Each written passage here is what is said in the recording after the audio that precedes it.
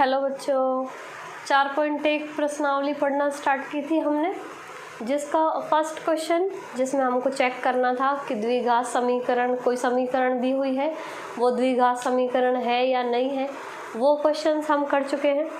अब हमको second question करना है 4.1 का, जिसका फर्स्ट क्वेश्चन हम करेंगे। फर्स्ट क्वेश्चन क्या है? एक आयताकार भूखंड का क्षेत्रफल 528 मीटर स्क्वायर है।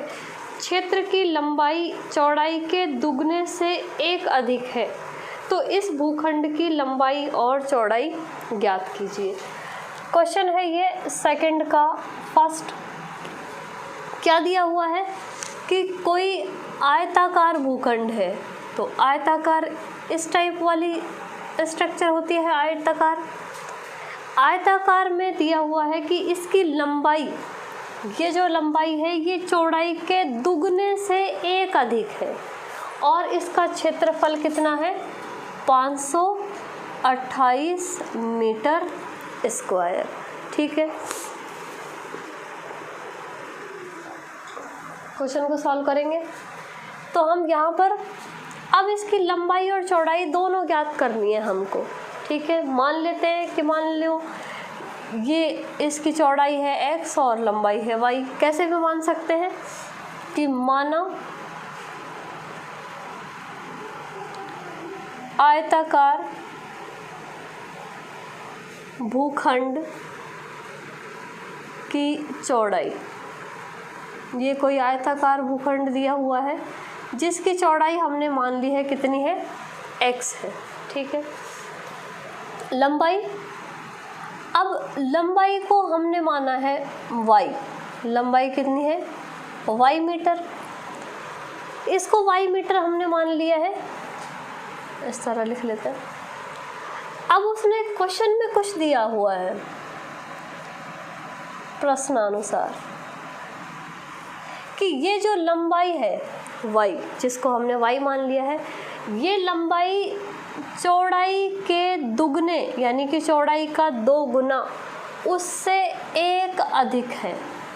तो y का मान क्या हो गया? 2x plus 1। उसके बाद हमको क्या मिला है? क्षेत्रफल कितना है? 528 मीटर स्क्वायर। तो आयत का क्षेत्रफल, ये कोई आयत है जिसका क्षेत्रफल है 528। ठीक है, अब आयत का क्षेत्रफल क्या होता है? लंबाई गुणा चौड़ाई। आयत का क्षेत्रफल लंबाई गुणा चौड़ाई होता है। अब लंबाई का मान तो कितना है? y, तो y गुणा x बराबर 528 मीटर स्क्वायर। अब हमको यहाँ से सॉल्व करना है इसको। y का मान रख सकते हैं यहाँ से, तो it implies 2x plus 1 into x. Y चौड़ाई का मान तो वापस x है, तो इन दोनों का गुणा कितना है? 528 के बराबर।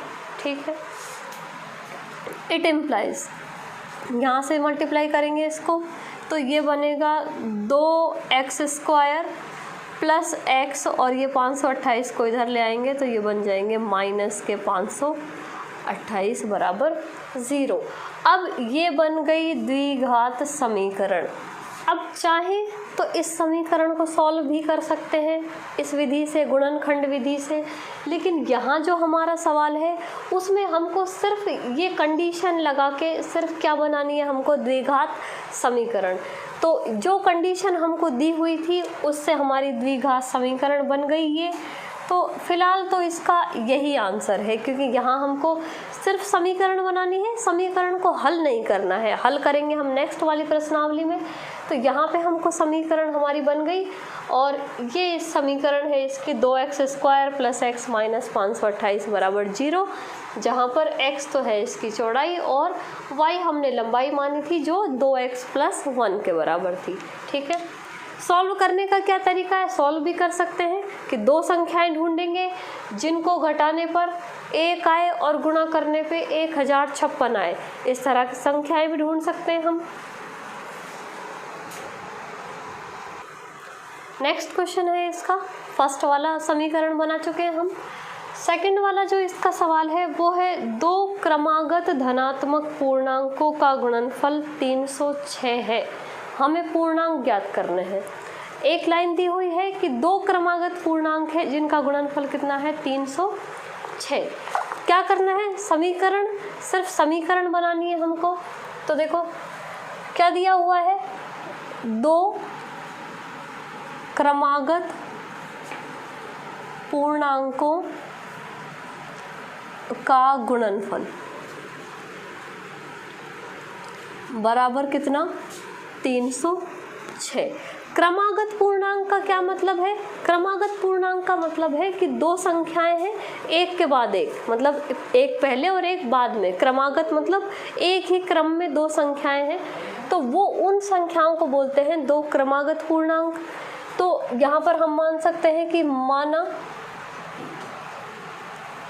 दो क्रमागत पूर्णांक, क्रमागत पूर्णांक का मतलब कि दो संख्याएं एक के बाद एक क्या है, x तथा, अब पहली संख्या x है तो दूसरी संख्या क्या होगी x प्लस 1। यहाँ पे अब y मानने की जरूरत नहीं है कि दो क्रमागत है, पहली वाली x है तो दूसरी उसके जस्ट आगे वाली, जस्ट आगे वाली का मतलब है कि उसमें एक प्लस कर देंगे तो ये दूसरी क्रमागत संख्या। इसमें मान रखेंगे इन दोनों का गुणनफल क्या है 306 के बराबर है, कि इन दोनों का गुणनफल क्या है 306 के बराबर। ये प्रश्नानुसार लिख सकते हैं इसको। अब इसको हल करना है हमको कि x को गुणा करेंगे x प्लस 1 से, तो x को गुणा करो x प्लस 1 से, x को x से गुणा करेंगे तो ये हो जाएगा x स्क्वायर, फिर x को प्लस 1 से गुणा करेंगे तो ये हो जाएगा प्लस का x, और ये 306 बराबर में, इस बराबर वाले को एक साइड लेके आ सकते हैं क्योंकि हमको समीकरण बनानी है और द्विघात समीकरण में सारे पद एक तरफ लिखे हुए होते हैं। तो ये एक्स स्क्वायर प्लस एक्स और ये 306 इधर आएगा तो ये बन जाएगा माइनस का 306 बराबर 0। ये बन गई हमारी द्विघात समीकरण। तो ये जो क्वेश्चन है इसकी द्विघात समीकरण बनी ये, जहाँ पर x छोटा पूर्णांक है और जो अगला पूर्णांक होगा वो होगा x प्लस 1। तो सॉल्व नहीं करना हमको, फिलहाल सिर्फ इक्वेशंस बनानी है जो क्वाड्रेटिक इक्वेशन इसने बनाने के लिए दी है। तो यहाँ ये क्वेश्चन कंप्लीट हो गया, नोट कर सकते हैं इसको।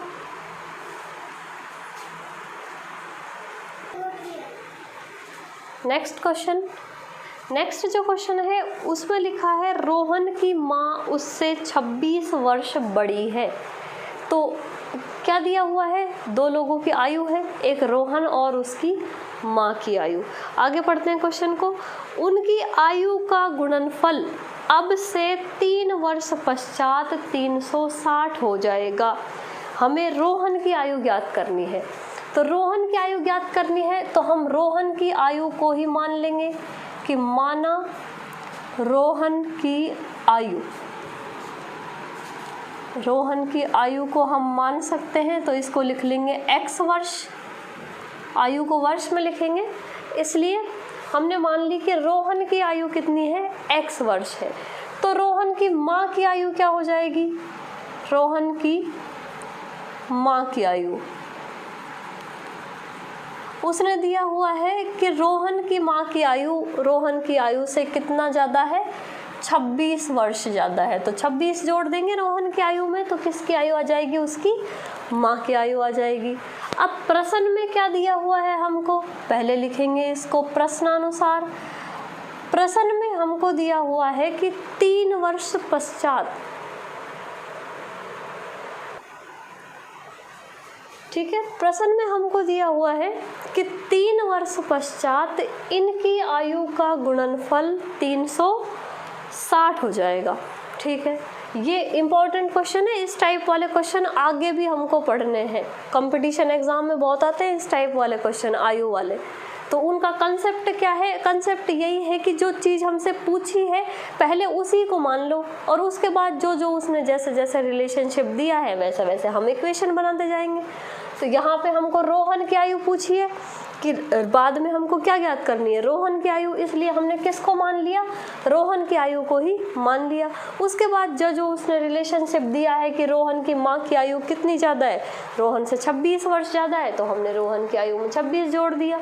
अब उसने एक कंडीशन और दी है कि 3 वर्ष पश्चात इसकी आयु, तो बताओ क्या होगी।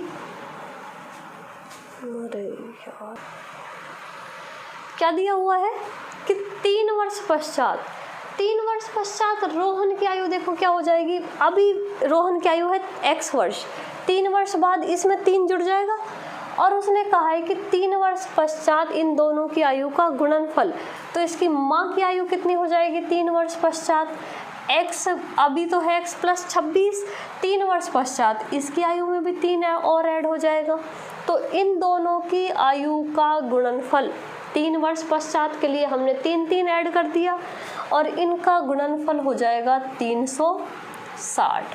तो वो जो समीकरण हमको दी हुई है उससे हमने इस लाइन को लिख दिया। अब इसको सरल कर लेंगे, देखो कैसे करेंगे। तो ये हो गया x + 3, पहले इसको सॉल्व करेंगे हम, तो ये हो जाएगा x + 29 = 360। गुणा करेंगे, इनको गुणा करेंगे तो x को x से गुणा करेंगे तो ये हो जाएगा x², x को 29 से गुणा करेंगे तो ये हो जाएंगे 29x, फिर 3 से गुणा करेंगे तो ये हो जाएंगे 3x, और फिर 29 को गुणा कर देंगे 3 से, तो गुणा करो इसको, ये आ जाएगा 27 का 7 और 6 और 2 8, 87 आ गया यहाँ, और ये बराबर का 360, ऐसे कैसे, ठीक है। समीकरण को हल कर दिया हमने, इस ब्रैकेट को इस ब्रैकेट से मल्टीप्लाई करने का वही तरीका है कि फर्स्ट एलिमेंट फर्स्ट से गुणा होगा तो x से गुणा होकर x², फिर फर्स्ट एलिमेंट सेकंड से गुणा होगा, फिर सेकंड फर्स्ट से गुणा होगा, और फिर सेकंड से गुणा होगा। मतलब इसके दोनों पदों से गुणा करने हैं हमको। गुणा कर दिए, 4 एलिमेंट बने। अब जो सॉल्व होगा उसको सॉल्व कर देंगे। देखो x² वाला पद और कहीं है क्या, सिर्फ एक पद है x² वाला, तो ये सिर्फ x² वाला एक पद रहेगा। अब x वाले 2 पद हैं, एक तो है 29x और एक है 3x, दोनों प्लस के हैं इसलिए जुड़ जाएंगे और ये हो जाएंगे 32x। अब ये 87 और ये 360 इसको ले आएंगे इधर, तो ये यहाँ पर ये +87 और ये माइनस का 360 बराबर 0। इसको भी सरल कर सकते हैं, तो सरल करेंगे तो ये x² + 32x, और यहाँ पर अब ये संख्या है देखो प्लस की, 87 प्लस का है और 360 माइनस का है।